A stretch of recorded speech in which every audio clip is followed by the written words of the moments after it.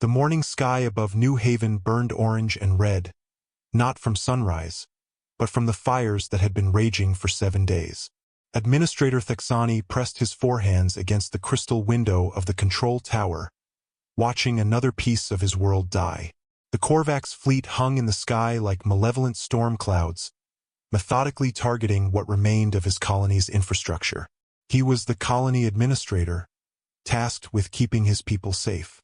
But how could he protect 20,000 Zilani from warships that could level buildings with a single shot? His people were miners, artists, and farmers who had built New Haven as a peaceful sanctuary among the crystal caves and silver forests of Kepler 442b. Administrator, called Chief Engineer Vexler, his voice heavy with exhaustion. They had all been awake for days. The power grid is failing. We have maybe 6 hours before the underground shelters lose life support. Thexani nodded slowly. The Korvax had been toying with them, but the game was nearing its end. He activated his comms device, sending the same desperate plea he had broadcast hundreds of times.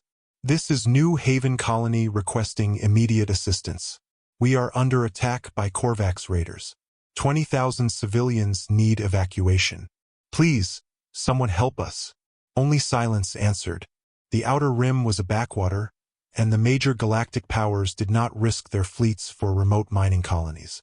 Through the crystal walls, Thexani watched Zilani families hurrying toward the underground tunnels. Parents carried their young in soft pouches, while the elderly moved slowly with carved walking sticks. His people were terrified, but they maintained their composure. Dignity in the face of adversity was the Zilani way. A fresh explosion lit the sky. The last orbital defense platform shattered, its debris raining down on the city's crystalline spires like burning tears. Thexani closed his eyes. There was nothing left between the Korvax and his people. In the communications center, Trade Captain Luxori was exhausting his list of contacts: traders, freight pilots, even smugglers. The responses were uniform. Fighting the Korvax was suicide. New Haven was already lost. Try the emergency beacon again, Thexani ordered. Increase the power. Administrator, we are already at maximum range. More power could overload the system. Do it. Deep in the tunnels, Elder Keeper Nixera led the colonists in traditional songs. Her ancient, wise voice a balm for frightened children. She sang of the crystal caves of their ancestors and the silver light that would guide them to peace. But young Zaxley, barely past her first molting, was not ready for peace. While others prepared to die with dignity, she crawled through maintenance shafts toward the power station. If she could reroute energy from life support to the communications array, their beacon might reach further. It was a desperate gamble. Less air meant quicker suffocation, but if no help came, they were dead anyway. At least this way, someone might hear their final cry. Above ground, the Korvax grew bored.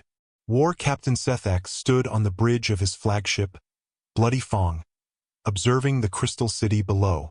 The Zilani had stopped fighting. Begin the final assault, he ordered. Land the troop carriers. I want half the population for the slave markets. Kill the rest. The Korvax, a reptilian species, had perfected piracy into a brutal art form. They made examples. The fate of New Haven would ensure other colonies surrendered without a fight. Thexani watched transport ships descend from the main fleet. He activated the colony's final message beacon. This is Administrator Thexani of New Haven Colony. The Korvax fleet is beginning their final attack. We have no defenses left. 20,000 innocent Zilani are about to be killed or enslaved. We tried to live in peace. We hurt no one. If anyone receives this, please remember us. Remember that we existed. Remember that we tried to be good. As Thexani spoke, tears traced paths down his face. Zaxley, deep in the power station, finished her work. Warning lights flashed red as life support systems shut down across the colony, but the communication array now screamed into the void with triple its normal power. The first Korvax boots touched Zilani soil just as Zaxley collapsed from oxygen deprivation. Her final whisper was a prayer to any listening powers. Please, someone help us. 3 light years away, The human deep patrol cruiser UES Retribution drifted silently. Captain Jake Murphy was in his quarters when the emergency beacon shattered the silence. "Captain, to the bridge!" First Officer Lisa Rodriguez's voice was tight with urgency. "Priority distress call. You need to hear this." Murphy was moving before she finished. On the bridge, the crew listened to the alien, fearful voice. 20,000 civilians need evacuation. "Please, someone help us." "How far?"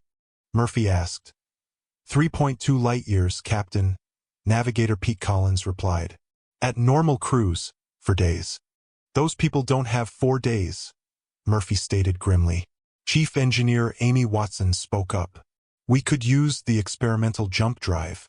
It's not ready for combat ops. We could damage the ship, get stuck between dimensions, but it could get us there in 18 hours. Murphy studied the tactical display. The Kepler system was in the lawless outer rim. No wonder no one had answered. Odds of arriving intact. Pete? Collins ran the numbers. 60% full operational. 30% with damage. 10%. Well, we don't arrive at all. They were not good odds, but they were better than the Zolani's chances. Combat Specialist Tony Clark confirmed their ship, built to fight proper navies, could handle the pirate fleet. Dr. Kate Morgan voiced concern for the civilians. "All right, people," Murphy said, his voice firm. "Here's the plan. Amy, prep the experimental drive. Pete, plot the course. Tony, charge weapons. Ben, keep monitoring that beacon. Kate, ready the med bay." He looked at his crew. "This is dangerous. We might not make it. But 20,000 people will definitely not make it if we don't try. And that is not acceptable." Rodriguez pointed out they had no official orders for the outer rim. "Sometimes, Lisa," Murphy replied, "doing the right thing is more important than following regulations. This is why we're out here. To protect people who can't protect themselves." As the crew sprang into action, the Retribution's engines hummed to life. The stars outside began to blur. In 18 hours, the Korvax would learn what happened when humans heard a cry for help in the dark.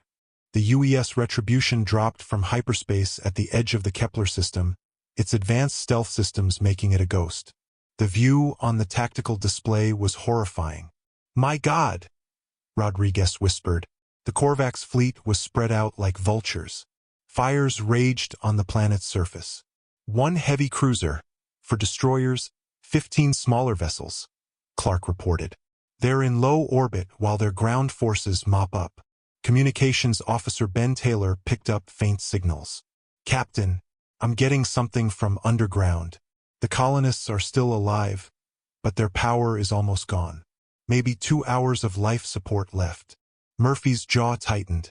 2 hours. It would have to be enough. On the Bloody Fong, War Captain Sethak was satisfied. The Zolani were broken. "War Captain," a sensor operator called. "Unusual readings at the system's edge. Probably debris." "Ignore it," Sethak dismissed, unaware that death was watching. On the Retribution, Murphy finalized the plan with his senior staff. "We take out their command ship first.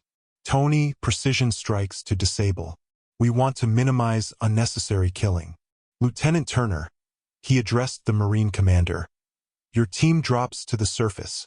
Non-lethal takedowns only, stun grenades, sonic disruptors. We're here to save lives, not take them." The plan was set. Murphy opened a channel to the Korvax fleet. "Korvax vessels, this is Captain Jake Murphy of the UES Retribution. You have 60 seconds to withdraw from this system or face the consequences." On the Bloody Fong, Sethak laughed. "1 ship against a fleet? Withdraw, human, and we might let you live as a slave." 50 seconds, Murphy replied calmly. "Use them wisely." Enraged, Sethak snarled, "All ships, find and destroy that vessel." Their sensors swept space, finding nothing. The Retribution stealth was too advanced. "Time's up," Murphy said. "Tony, light them up." The battle was a masterclass in technological disparity. The Retribution's main railgun fired first, a tungsten slug hitting the Bloody Fong's engines with the force of a small sun. Before the Korvax could target the human ship, it was gone, moving with impossible speed. Clark worked his console like a virtuoso. Rail guns and plasma cannons disabled ship after ship. Enemy destroyer disabled. Heavy cruiser losing atmosphere. 2 frigates are running. Let them run, Murphy ordered. But scan them.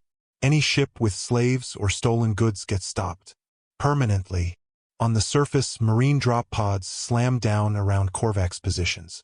Lieutenant Turner and his team moved with surgical precision, their non-lethal weapons rendering enemy soldiers unconscious in minutes. Captain, surface is secure. No civilian casualties. Requesting immediate medical assistance. In space, the battle was over in 17 minutes. Half the Korvax fleet was dead in space. The rest fled. A defeated Sethak transmitted, "Human Captain. You fight well. What are your terms?" "Unconditional surrender," Murphy replied. "You will face justice for your crimes. Your raiding days are over." The Zilani emerging from their shelters witnessed a miracle. Instead of slavers, they found humans in blue uniforms distributing medical aid and repairing their city. Dr. Morgan knelt beside an elderly Zilani, her gentle tone a universal language as her equipment stabilized his breathing. Administrator Thexani watched in awe as human engineers restored his colony's power grid with a portable fusion generator. Captain Murphy walked through the crystalline ruins. Engineer Watson approached. "Captain, their comms are back online. They can call for trade, for help. And their defenses. That's trickier. I can set up a basic orbital warning system, but this is pirate territory. The Korvax will talk."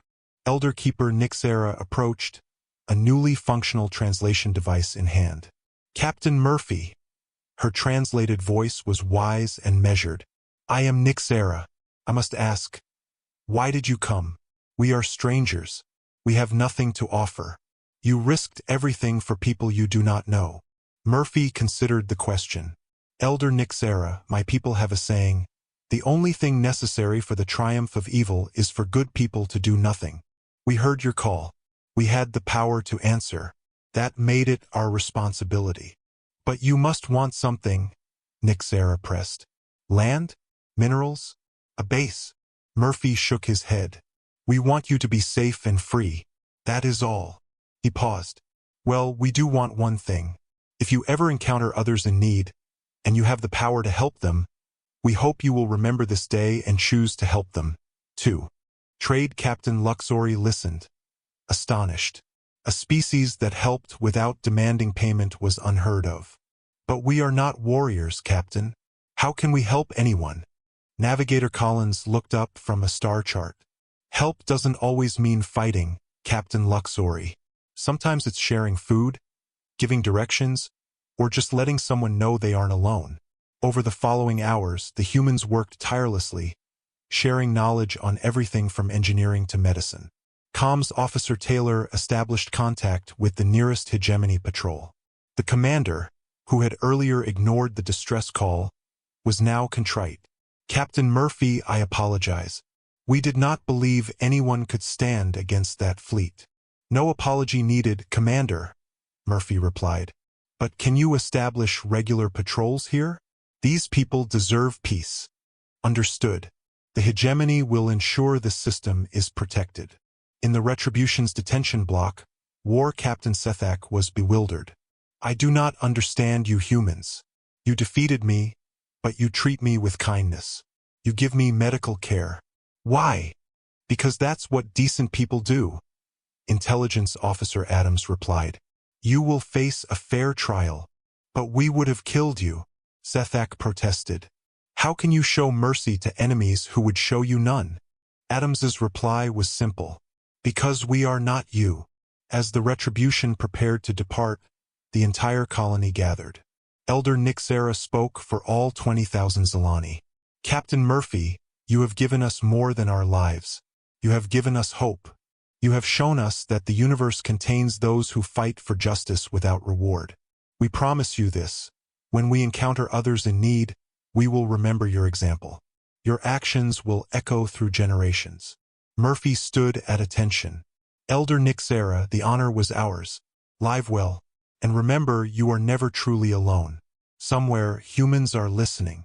The UES Retribution vanished into hyperspace, leaving behind a rescued colony and a story that would spread across the outer rim. The story of a species that answered distress calls from strangers, that risked everything for the innocent, and asked for nothing but the promise that kindness would be passed forward. In the years that followed, when other colonies faced pirates or disaster, they no longer felt hopeless. They knew that somewhere in the dark, humans were listening. And if they called for help, it would come roaring from the void, weapons hot and hearts determined to protect those who could not protect themselves. War Captain Sethak had been wrong about one thing. The galaxy was not merely a place of predators and prey. There were also shepherds,